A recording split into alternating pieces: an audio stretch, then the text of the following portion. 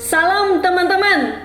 Saat ini kita mau belajar pendidikan agama Kristen dan budi pekerti. Sebelumnya saya mau perkenalkan diri. Nama saya Aminah Hati Baine. Saat ini kita belajar di bab yang kelima, ya. Bab kelima dengan tema pernikahan dalam perspektif Kristiani. Di situ ada ayat Alkitabnya, teman-teman persiapkan Alkitabnya. Ya, persiapkan Alkitabnya, tapi sebelumnya kita mau berdoa terlebih dahulu. Tuhan Yesus, saat ini ya Tuhan, kami mau kembali belajar pendidikan agama Kristen dan budi pekerti ya Tuhan. Dari bab 5 ini, ajari kami ya Tuhan untuk selalu mengerti tujuan Tuhan di dalam kehidupan kami. Sekalipun kami saat ini masih SMA, tapi Tuhan mempersiapkan kami lewat dari pelajaran ini Tuhan, untuk ke depan ini bagaimana kami membentuk keluarga sesuai dengan kehendak Tuhan dan sesuai kebenaran firman Tuhan. Berkati pelajaran ini ya Tuhan, dan menjadi berkat bagi seluruh orang-orang yang menonton dan yang mendengarkannya. Hanya di dalam anak-Mu Yesus Kristus kami berdoa dan mengucap syukur. Haleluya. Amin. Ya, tujuan pembelajaran kita yang pertama, mengidentifikasi permasalahan pernikahan, mengidentifikasi kekhasan pernikahan Kristen, mengungkapkan pentingnya mempersiapkan pernikahan Kristen, mendemonstrasikan pentingnya komunikasi dalam pernikahan, pernikahan menuju pada realisasi gereja domestik. Nah, kita mau buka ayatnya terlebih dahulu. Kejadian pasal yang kedua, ayat yang ke-24. Saya bacakan untuk kita semua.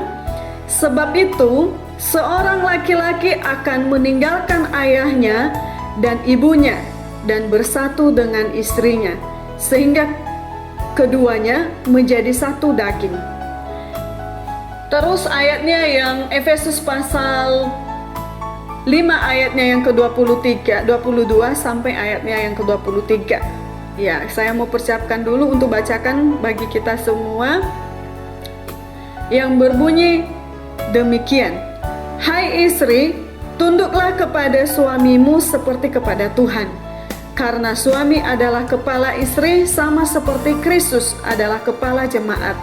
Dialah yang menyelamatkan tubuh. Karena itu, sebagaimana jemaat tunduk kepada Kristus, demikian jugalah istri kepada suami dalam segala sesuatu. Ya, teman-teman, kita belajar pendahuluan terlebih dahulu.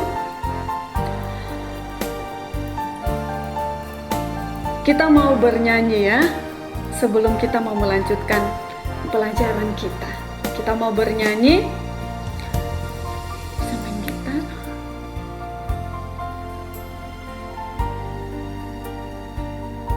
Kita mau bernyanyi, teman-teman ikuti Bu Mina yang akan bernyanyi, kita bernyanyi bersama-sama.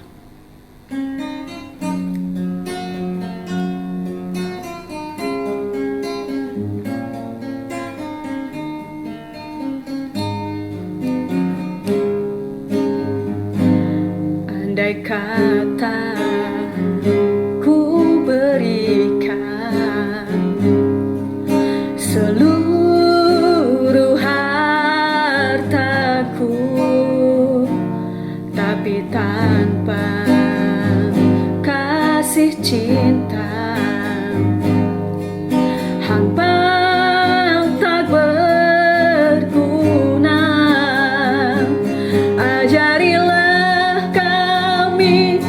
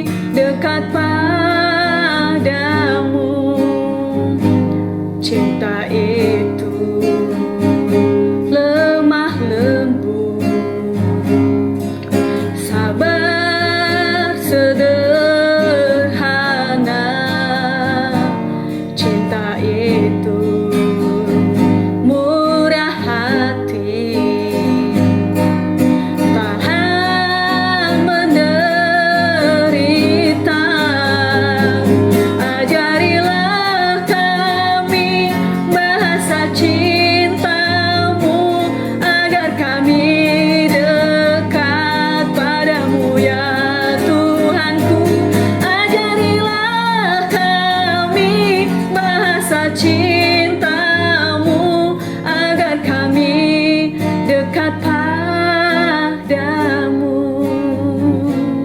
Ajarilah kami bahasa cintamu, agar kami dekat padamu ya Tuhanku. Ajarilah kami bahasa cintamu, agar kami dekat padamu.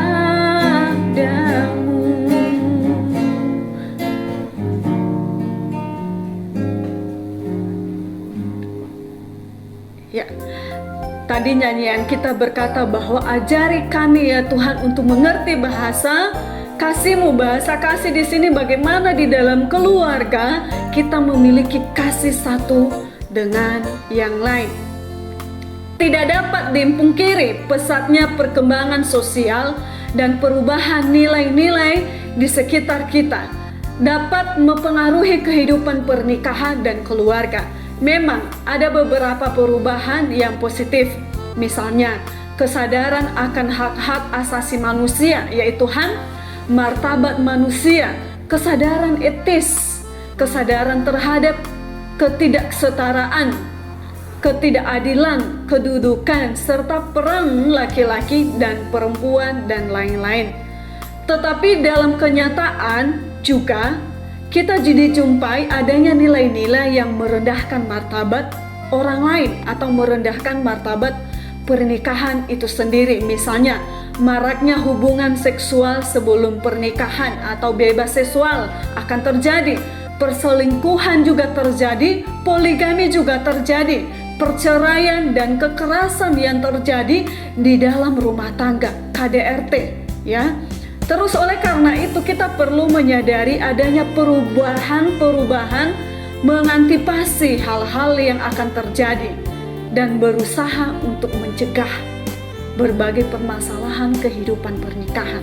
Untuk itu, maka perlu pemahaman yang jelas tentang pernikahan maupun kehidupan berkeluarga secara Kristen, secara kebenaran firman Tuhan.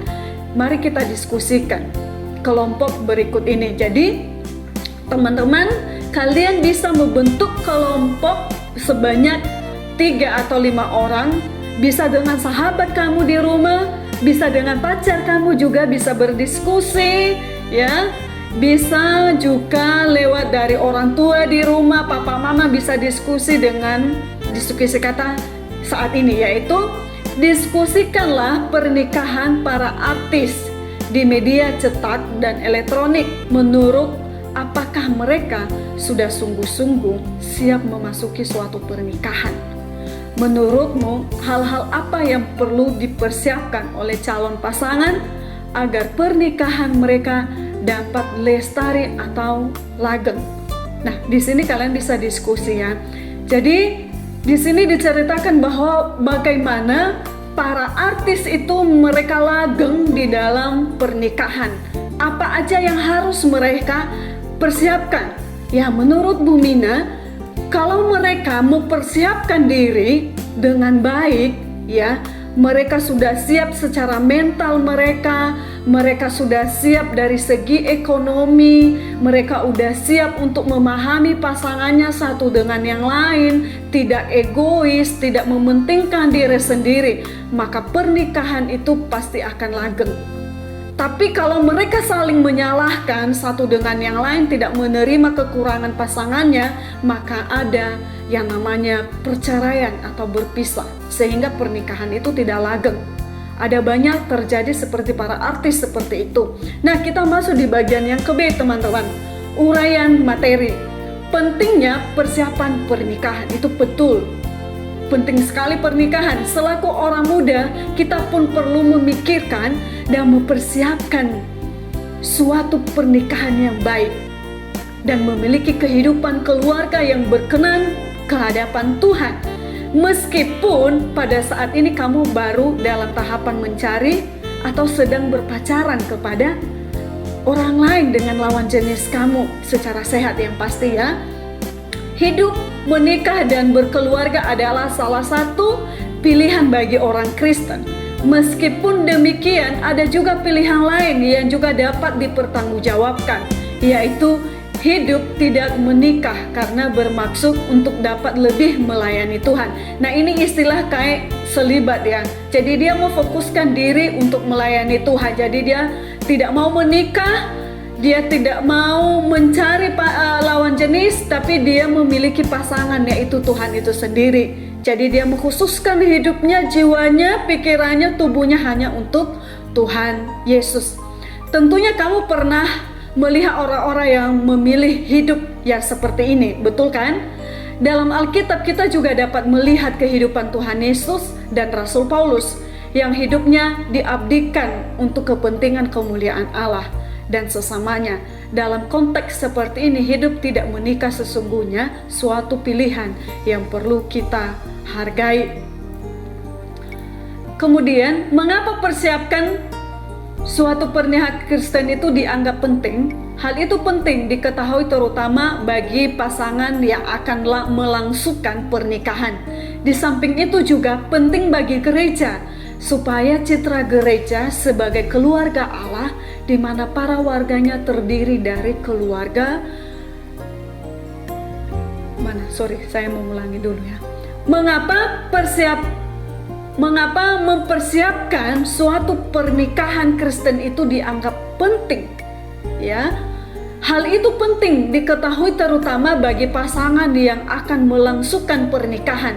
Di samping itu, juga penting bagi gereja supaya citra gereja sebagai keluarga Allah di mana para warganya terdiri dari keluarga-keluarga Kristen dapat dijaga sekalipun hendak Allah dapat diterapkan. Banyak tantangan baik dalam kehidupan pernikahan maupun gereja yang harus dihadapi dan sendi-sendi pernikahan Kristen perlu dipertahankan ya. Beberapa hal yang perlu dipahami dalam persiapan pernikahan Kristen. Ya, ada beberapa hal di sini ya. Apa aja yang harus kita persiapkan di dalam pernikahan kita ke depan ini? Yang pertama adalah pentingnya suatu pemahaman yang benar tentang pernikahan Kristen. Jadi kita harus mengerti dulu pemahaman pikiran kita di dalam pernikahan kekristenan itu seperti apa.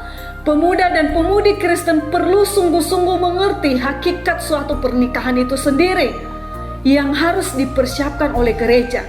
Hal ini untuk mengatasi dan sekaligus sebagai solusi terhadap realita di masyarakat yang mengaburkan dan memandang pernikahan bukan sebagai lembaga yang dikuduskan Tuhan. Dan hal yang kedua adalah perlunya persiapan yang memadai ya.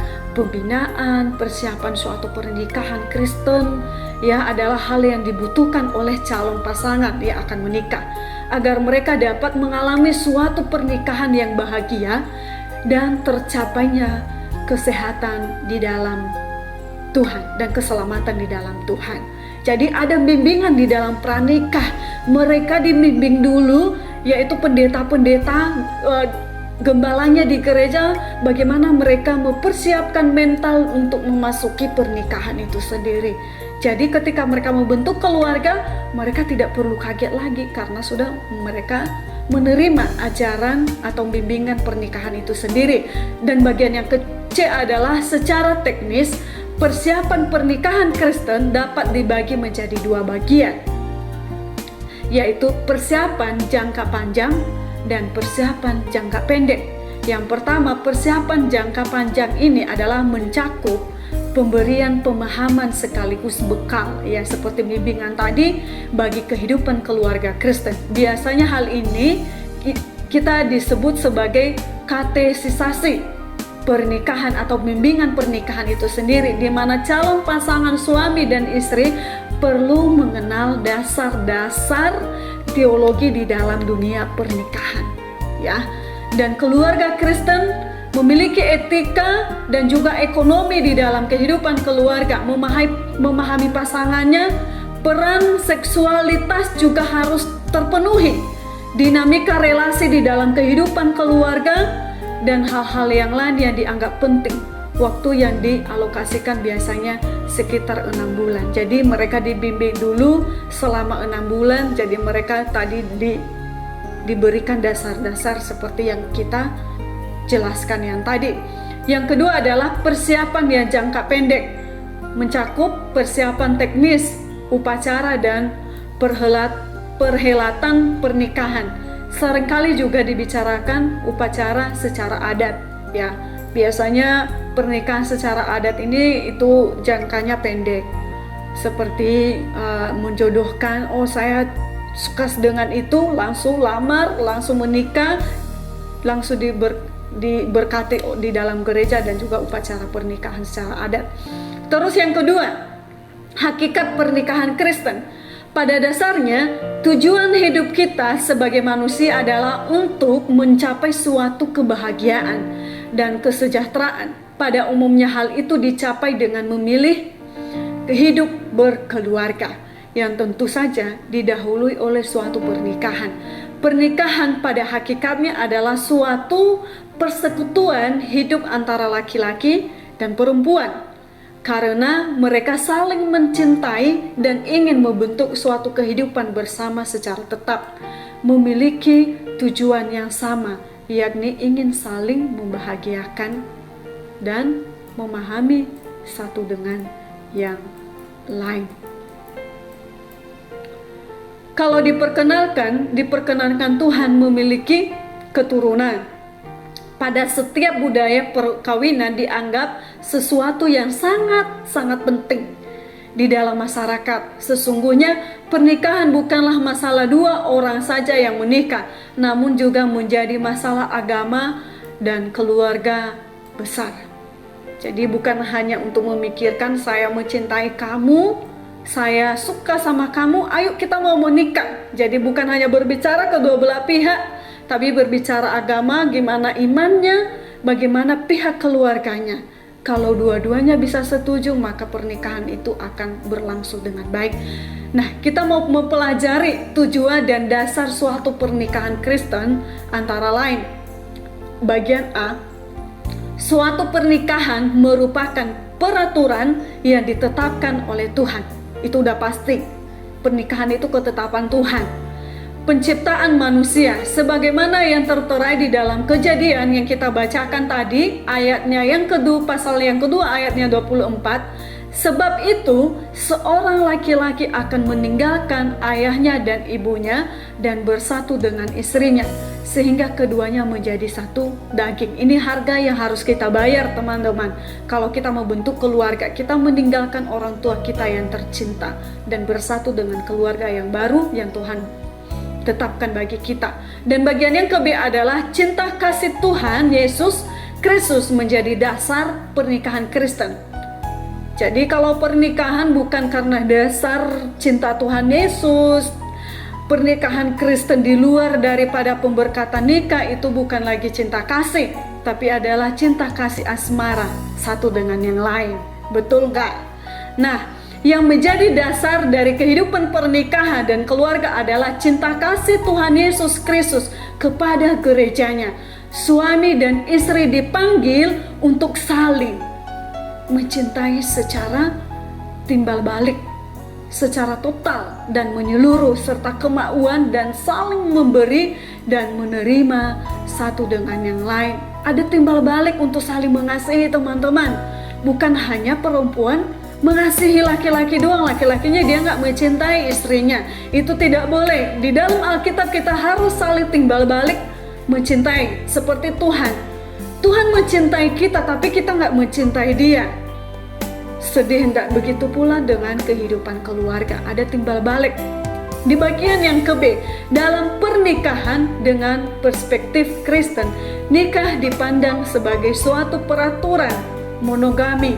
Hanya satu, bukan poligami. Monogami ya, satu tok, nggak boleh dua.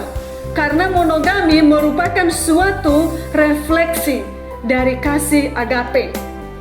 Kasih agape yaitu kasih yang saling melayani tanpa pamrih dan eksklusif, realita duit tunggal, suatu kebahagiaan dunia yang terbesar yang diberikan kepada kita. Jadi pernikahan itu satu, sekali seumur hidup. Nah, bagaimana kalau meninggal? Berarti kita nggak boleh menikah dong. boleh. Kalau salah satu pasangan sudah meninggal, silahkan menikah lagi. Tapi kalau masih belum meninggal, tidak boleh menikah. Itu namanya mengotori kekudusan pernikahan yang Tuhan anugerahkan. Nah, kita mau baca cerita Herman di atas ini. Kalian bisa melihat ya, ini ada ceritanya, ya ada selain di sini. Kalian bisa perhatikan, kita baca bersama-sama, kita pahami ceritanya, kita menyimak ceritanya, dan kita mengerti. Herman adalah seorang pemuda Kristen yang akan menikah dengan pacarnya, yang sangat mengasihi Tuhan. Dalam katekisasi, pernikahan atau persiapan pernikahan adalah dia mempersiapkan diri dengan pendetanya, dan pendetanya bertanya begini, Herman, keluarga seperti apakah yang kamu inginkan, yang kamu bentuk? Jawab Herman kepada bapak pendetanya, ya tentu keluarga yang bahagia. Tanggapan pendeta, apakah maksudnya? Jawab Herman, keluarga yang rukun, tidak ribut, kebutuhannya tercukupi, dan punya anak yang baik. Tanya pendetanya lagi, hanya itu? Jawab Herman, saya kira begitulah tujuan pernikahan. Tetapi di samping itu tentunya kami akan selalu pergi ke gereja, mendukung program gereja, anak-anak nanti ke sekolah minggu. Saya ingin anak-anak menjadi orang Kristen yang baik. Nah, begitu cerita Herman yang di atas. Tentunya kita tadi sudah mengerti maksud dan tujuan pernikahan menurut Herman. Nah, kita mau isi ini titik-titik di atas. Kembali ke kelompok kalian yang tadi, yang 5. Ya, kalian bisa diskusi dengan WA, ya buat grup, atau dengan Telegram dimanapun. Kalian bisa diskusi pertanyaan di atas ini. Apakah maksud Herman pernikahan Kristen berbeda dari pernikahan yang lain? Ya, kalian udah baca tadi ya. Tentu berbeda menurut Bu Mina. Ada beberapa tadi perbedaan yang dia ungkapkan. Ya, dia memenuhi kebutuhan seluruh isi keluarganya. Dia harus mencintai istrinya dan juga memiliki anak katanya. Dan ingin nanti anaknya itu mencintai Tuhan. Ya, mencintai Tuhan dengan mendorong anaknya seisi keluarganya untuk datang ke gereja bersama-sama. Sehingga satu keluarga ini menjadi keluarga yang cinta Tuhan. Nah, itu yang pertama. Terus yang kedua adalah, apakah kamu berpikir bahwa Herman mengerti betul tujuan pernikahan Kristen? Ada seluruh garis besar Herman akan mengerti. Tadi dia udah ungkapkan sama pendetanya, dia mengerti tujuan pernikahan kekristenan itu apa. Tapi satu hal yang belum dia sebutkan kepada Bapak Pendeta, seperti yang kita udah bahas dari atas tadi, yaitu bagaimana di dalam satu pernikahan itu mereka saling mencintai satu dengan yang lain, dan ada timbal balik di dalam pernikahan itu dengan dasar cinta Tuhan. Terus harus kuat mental untuk menghadapi pasangannya. Karena di dalam dunia pernikahan kalau nggak kuat mental menghadapi pasangan satu dengan yang lain, maka ada cekcokan di dalam keluarga. Tapi dia nggak sebutkan, tapi secara garis besarnya dia udah sebutkan tadi tanggung jawabnya sebagai kepala keluarga. Terus yang ketiga, menurut pendapatmu, apakah berpacaran sebelum pernikahan dan membentuk keluarga baru itu penting? Jelaskan alasan kamu.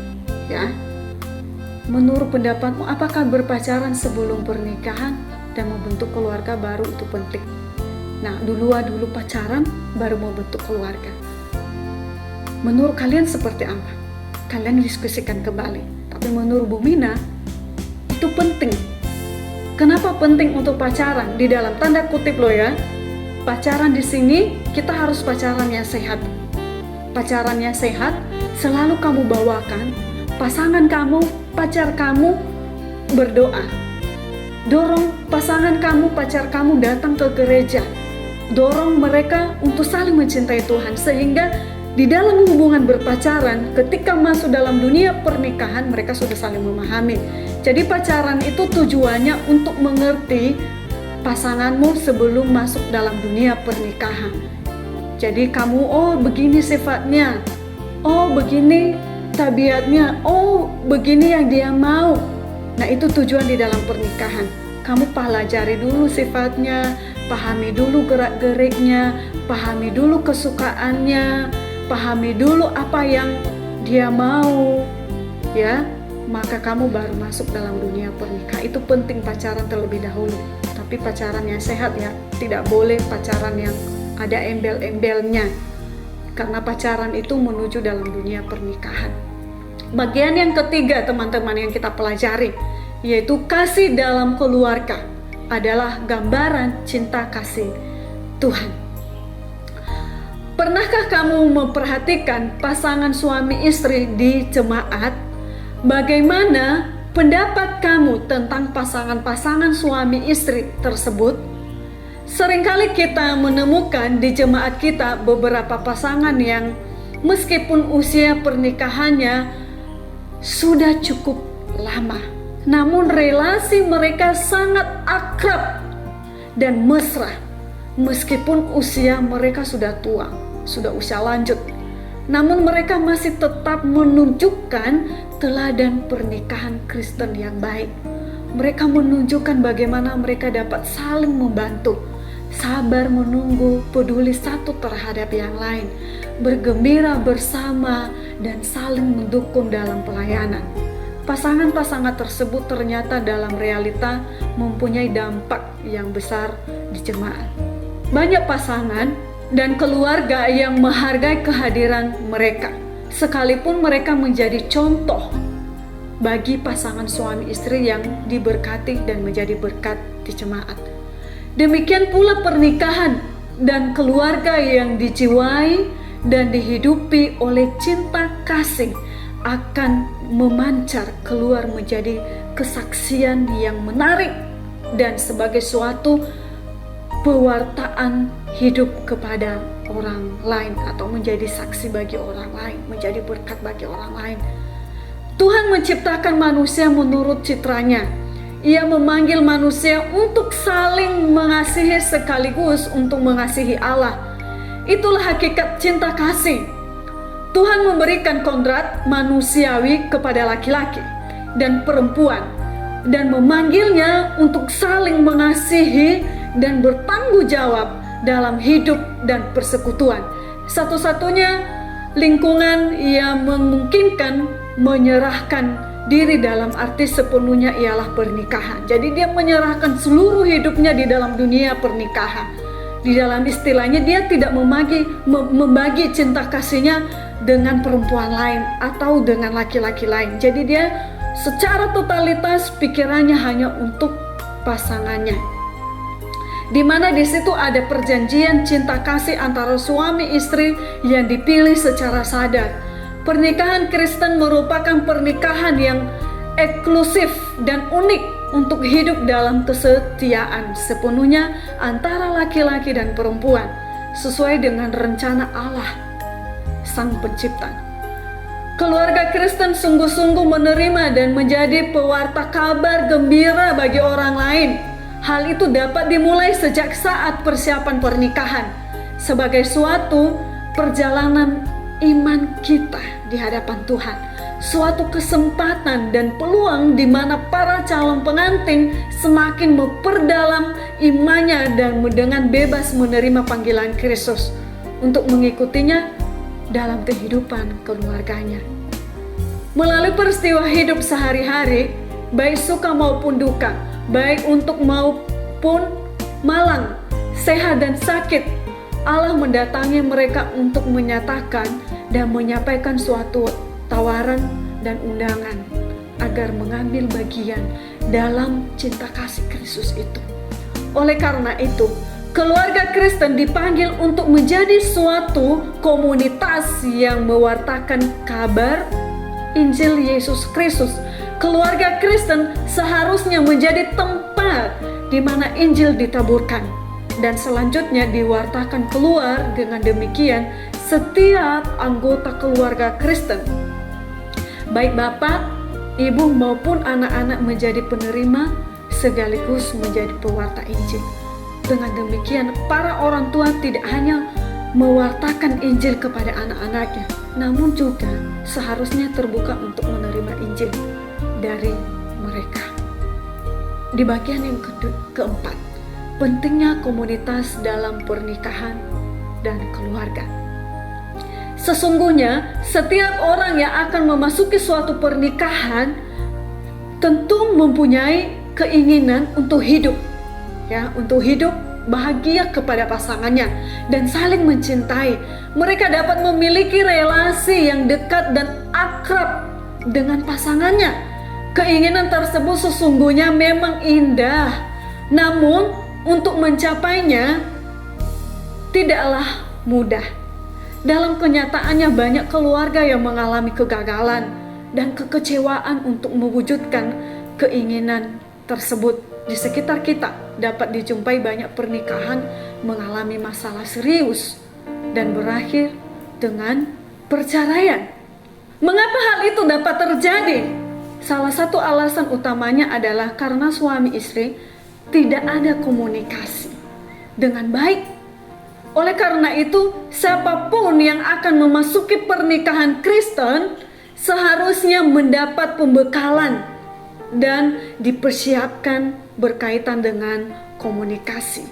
Jadi di sini kita belajar sebelum masuk dalam dunia pernikahan, kita harus ada komunikasi yang baik terlebih dahulu dengan calon pasangan kita, sehingga hubungan pernikahan itu akan langgeng, lestari, sampai seterusnya maut memisahkan. Memang pada awal suatu pernikahan semuanya terasa mudah, baik suami maupun istri saling mendahului dalam usaha membahagiakan dan menomorsatukan pasangannya. Dalam keadaan demikian, tentu saja proses penyesuaian diri dapat berjalan dengan bagus dan berhasil. Hal-hal yang kurang menyenangkan maupun sifat dan sikap pasangannya yang kurang disukai tidak terlalu diperhatikan.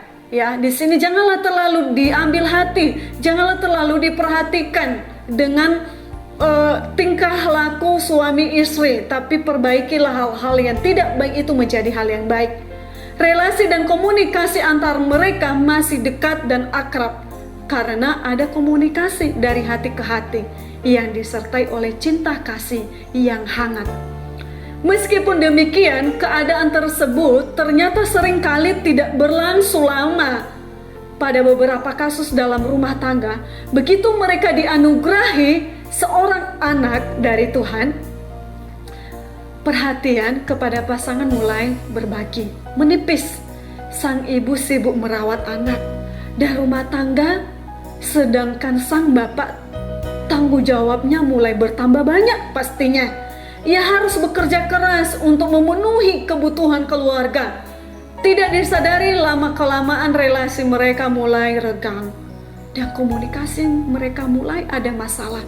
Mereka hidup dalam dunia masing-masing, baik tenaga, perhatian maupun waktu dengan pasangannya tersita oleh kesibukan mereka masing-masing, oleh anak maupun tugas sehari-hari. Bicara dari hati ke hati mulai berkurang dilakukan satu dengan yang lain. Selisih paham dan salah tafsir sering meningkat menjadi suatu pertengkaran. Sifat dan sikap pasangannya yang dahulu dikagumi lambat laun menjadi masalah tersendiri, bahkan menjadi penghambat untuk mengembangkan komunikasi, sehingga menimbulkan kekecewaan dan perasaan yang negatif. Keadaan ini sering ditambah lagi dengan tantangan dari luar, misalnya adanya gangguan dari luar, dari keluarga, lingkungan, dan lain-lain. Seringkali kekecewaan tersebut dipendam di dalam hati, tetapi pada suatu saat kekecewaan itu dapat meledak. Ada masalah di dalam komunikasi, relasi yang hangat diganti ketegangan dan saling mendiamkan satu dengan yang lain. Bila tidak menemukan jalan untuk menyelamatkan keluarga mereka, akan jatuh kepada kepedihan pernikahan, bahkan bisa bercerai pisah karena tidak ada komunikasi yang baik lagi. Salah satu solusi untuk mencegahkan Masalah relasi tersebut adalah dikembangkannya suatu komunikasi. Melalui komunikasi, segala masalah sesungguhnya dapat dihadapi, bahkan dapat diatasi secara bersama. Relasi pernikahan yang mengalami permasalahan karena kekecewaan sering dapat diselamatkan dengan dipulihkan oleh komunikasi itu sendiri. Komunikasi adalah suatu proses antara dua orang atau lebih untuk memberi informasi dan menerima informasi, sehingga terjadi kesatuan pemahaman. Hal tersebut perlu diusahakan agar komunikasi bisa berjalan dengan baik. Jadi, apapun masalah di dalam bagian ini, apapun tantangan yang kamu hadapi di dalam kehidupan keluarga, baik dari luar, baik di tempat pekerjaan, dimanapun, kita mau komunikasikan, kita mau curhat kepada pasangan kita. Barangkali pasangan kita dapat membantu kita dengan masalah kita. Jangan dipendam sendiri kalau ada masalah. Coba kamu komunikasi. Nah, di sini kita belajar beberapa aspek pendukung komunikasi antara lain. A. Hubungan suami istri dinomorsatukan di antara segalanya. Ini nomor satu ya. Nomor satu, bukan berarti ada nomor duanya. Tidak boleh. Jadi nomor satu di dalam bagian ini adalah satu-satunya. Jangan bilang nanti, oh itu Bu Mina bilang nomor satu berarti ada nomor dua dong. Enggak, satu-satunya istri. Itu harus diutamakan di dalam kehidupan keluarga. Ya, di atas segalanya, hal yang penting menyangkut soal sikap, kepedulian, mementingkan pasangan, maupun menyediakan waktu untuk pasangannya. Mau menerima dan mendengarkan. Dalam konteks ini, hubungan lebih penting daripada prestasi. Hal yang bagian ke-B. Hal-hal yang menyangkut masalah keluarga perlu dibicarakan bersama. Diharapkan pada akhirnya akan mencapai suatu kemufakatan atau paling tidak saling mengerti. Hal-hal yang perlu dibicarakan misalnya masalah hubungan dengan orang tua dan sanak saudara, masalah ekonomi keluarga, pekerjaan, pendidikan anak, kegiatan dalam masyarakat, penghayatan tentang agama dan hobi dan lain-lainnya. Bagian yang kecil, cinta kasih melebihi sekedar perasaan, ya, karena perasaan dapat berubah-ubah. Sedangkan cinta Kristiani adalah tetap setia dalam suka maupun duka, dalam sehat dan sakit, sekalipun kehangatan mulai menurun, namun tetap saling menerima apa adanya, saling mau membantu untuk berkembang dan menemukan pribadi pasangan yang sejati, tanpa memaksa yang lain menjadi seperti yang diinginkan. D. Seharusnya kedua belah pihak minimal setiap hari saling mengungkapkan kata yang baik atau kata pujian. Sebaliknya kritik, ejekan, tuduhan, celaan maupun sindiran sebaiknya itu dihindari. Apabila timbul perasaan negatif, sebaiknya jangan dipendam atau didiamkan saja. Jauh lebih baik apabila dibicarakan secara terbuka. Bagian yang kelima adalah pernikahan menuju pada realisasi gereja keluarga. Sejak suatu pernikahan dibangun sejak Kristiani, seharusnya pasangan baru tersebut menyadari bahwa pada akhirnya keluarga yang dihadirkan merupakan suatu gereja keluarga atau gereja domestik. Pada hakikatnya, gereja merupakan kumpulan daripada keluarga yang pribadi Kristen. Bila keluarga Kristen cukup kuat dalam kehidupan Kristiani yang mereka usahakan, maka tentu gereja juga akan kuat keberadaannya. Sebaiknya, bila keluarga Kristen tidak melakukan fungsi-fungsi gereja dengan baik, bahkan melupakan identitasnya sebagai keluarga Kristen, tentu saja gereja akan menjadi lemah. Ya.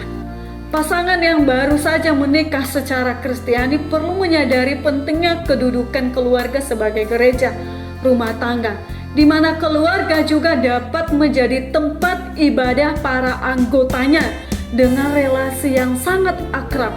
Apabila jika di daerah tersebut tidak ada gereja atau gereja yang ada terlalu jauh untuk dijangkau, Bahkan di Rusia dan Cina pada saat kekristenan ditindas oleh rezim komunis, maka banyak kebaktian gereja yang dilakukan secara tersembunyi.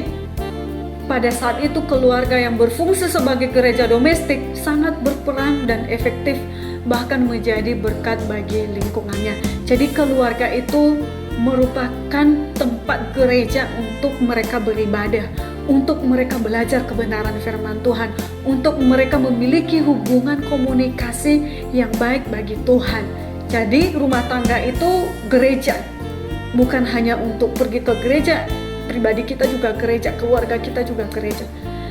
Terdapat persamaan antara gereja dan keluarga, yaitu yang pertama, keluarga dan gereja merupakan suatu institusi atau lembaga yang bertumbuh. Semua fungsi dan panggilan gereja juga menjadi fungsi dan panggilan keluarga Kristen, yaitu panggilan untuk melayani, diakonia, bersekutu, koinomia, dan bersaksi, marturia. Beberapa fungsi dan tugas panggilan gereja di dalam keluarga sebagai gereja keluarga atau gereja domestik adalah sama dengan tugas panggilan gereja antara lain. Bagian A, panggilan untuk melayani. Komunitas keluarga sebagai gereja domestik terpanggil untuk saling melayani dan berkorban antar anggota keluarga yang akhirnya berdampak kepada masyarakat.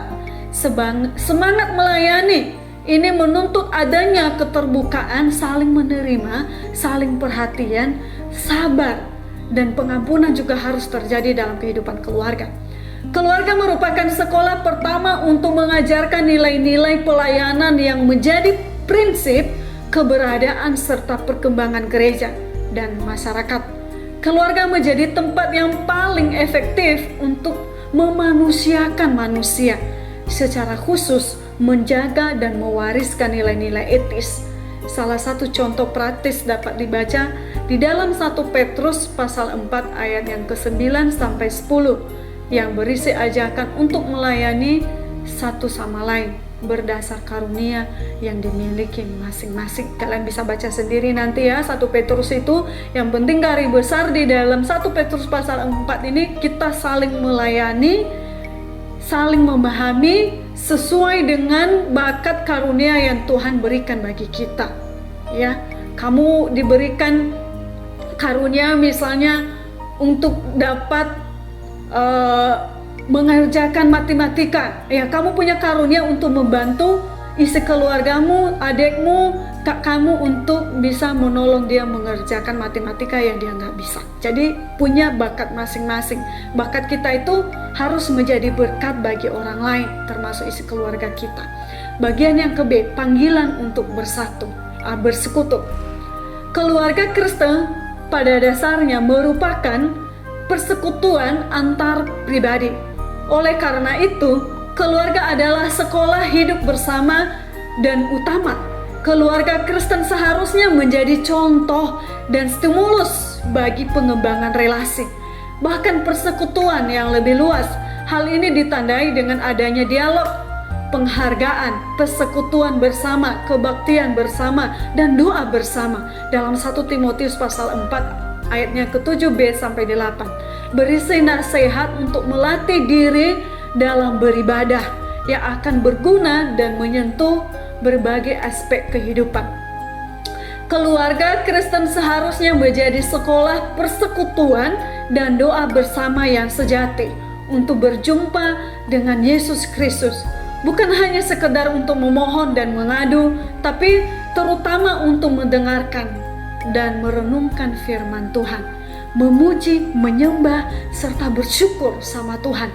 Orang tua juga bertanggung jawab untuk mengajarkan hal berbakti dan berdoa kepada anak-anak sesuai dengan iman yang telah dinyatakan di dalam pembaptisan maupun pengakuan percaya, agar dapat menyembah Tuhan dan mengasihi sesamanya. Panggilan untuk bersaksi. Kalian bisa lihat ya gambar di sebelah ini ya. Panggilan untuk bersaksi ini adalah gambar kehidupan keluarga yang harmonis. Tugas pokok keluarga Kristen adalah dipanggil untuk membangun kerajaan Allah di bumi dengan ikut serta dalam hidup dan misi gereja. Oleh karena itu, keluarga harus menampilkan jati diri maupun misinya sebagai suatu persekutuan hidup di dalam kasih. Keluarga sebagai pusat untuk menghadirkan kabar baik atau Injil bagi lingkungannya, sebagai usaha untuk menghadirkan Kristus yang memberikan dirinya bagi dunia. Keluarga perlu solidar dan setia kepada kebutuhan lingkungannya. Dengan demikian, keluarga sudah menampilkan dan melaksanakan panggilan bagi lingkungannya. Jadi di situ ada gambarnya, kalian bisa melihat ya, gambar dia mengajarkan anggota keluarganya untuk mengenal kebenaran firman Tuhan. Bagian yang ketiga, kegiatan kita yang ketiga adalah mengasosiasi. Ya, di sini bagikan dengan teman di samping kamu atau di grup kamu, jawablah beberapa pertanyaan pemandu berikut ini. Mengapa keluarga tersebut sebagai gereja keluarga? Tadi kalian udah belajar dari atas ya. Tadi saya sudah menjelaskan panjang lebar, kalian bisa memecahkannya, kalian bisa menjawab sendiri. Terus yang kemudian, lihatlah lingkungan Anda di sekitar kamu. Apakah keluarga-keluarga Kristen sudah melakukan 3 panggilan gereja yang sudah saya jelaskan dari atas tadi?